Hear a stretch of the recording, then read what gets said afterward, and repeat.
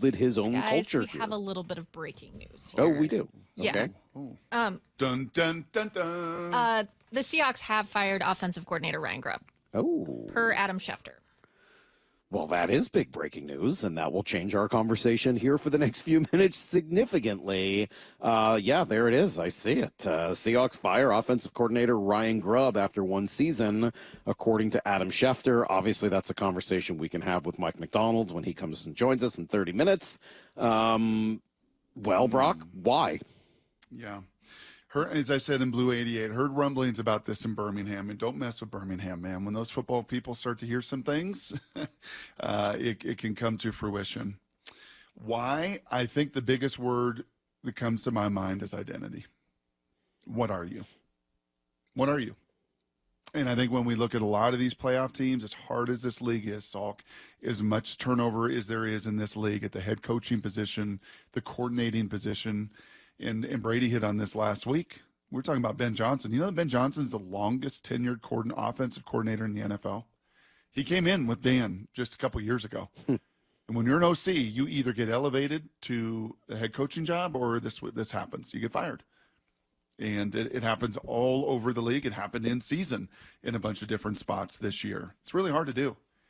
And if you don't cultivate an identity to hang your hat on, then you run the risk of this happening. So I think identity, number one.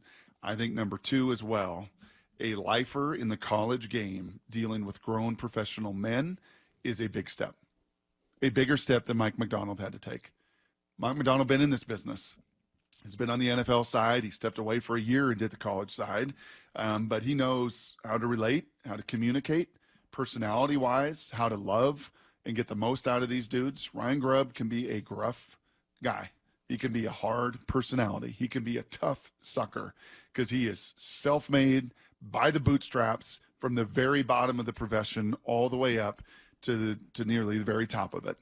But, personality-wise, I think at times can be a little bit challenging, and it was a work in progress to work with the guys. I think, personality and relationship-wise, to cultivate those connective tissues too. So I would say that was secondary to the biggest reason why: identity. I can't say after 17 games what was the identity that Ryan Grubb wanted with his NFL Seahawk offense. Yeah, I can't say that. I think it was a mixed bag, and I think he loves to throw the football. And that's probably the subtext to identity. I think he loves to throw the football. Wasn't that always the conversation and the debate and the fear that we had heading into this season? Is, can this guy be the type of balanced offensive coordinator that fits with Mike McDonald's vision of the way a team should be run? Mm-hmm. And that complementary ball that seems really important to a defensive coach. It always felt like a bit of an awkward fit. It felt like, they had run out of time. There was nobody left really on the board for them to go get. And this is who they end up with. And yeah, it obviously did not work nearly as well as they wanted it to. And he disappears after a year. And that will change, I would think, then some of those conversations about the offensive line, about the running backs, and who's the best fit for the style that they're trying to play. I think all of that will now sort of come back up for debate. There was one other part, Brock, that I wanted to ask you about, and I wanted to ask you Friday, but then you weren't in. Brady and I talked about this a little bit. In his last press conference, Grubb was asked about what he'd learned this year. Yep, and one of the things he talked about was the difference between attacking scheme and attacking players. Here is what Grubb said last Thursday.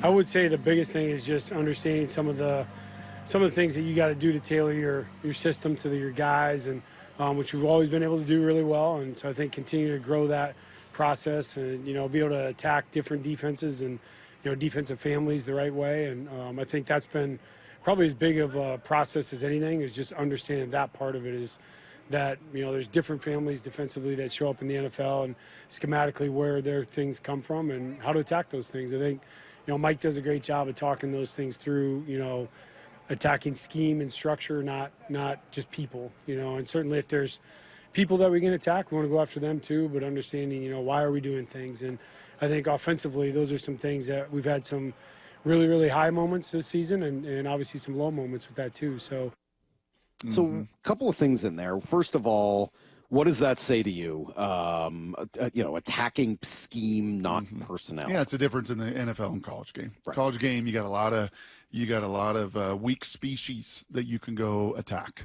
Right there are going to be just personnel issues and weaknesses on a bunch of teams that you can go exploit. NFL, you don't have much of that. I mean, everybody is pretty darn good at this level. So it becomes much more about the matchup game of attacking that schematic matchup versus in college, you can go attack the people, the personnel a whole lot more. Did you read anything? Yeah. Sorry, go ahead. No, I just think that there was a big learning curve to grow in that way this season for Grubb. Did you read anything into him saying it was something that Mike preached? It to me, and I don't know what happened. I said this to Brady last week. I am guessing based on the sound, but it was not hard for me to imagine a scenario where at some point Mike went to him and said, "Hey, man, you can't keep attacking personnel. You've got to attack scheme. You've got to go after the weaknesses because of exactly what you just said. The difference between the good and bad players in the NFL is marginal at best compared to in college when you may be attacking some, nobody that's never going to play another snap again." Yeah. Yep.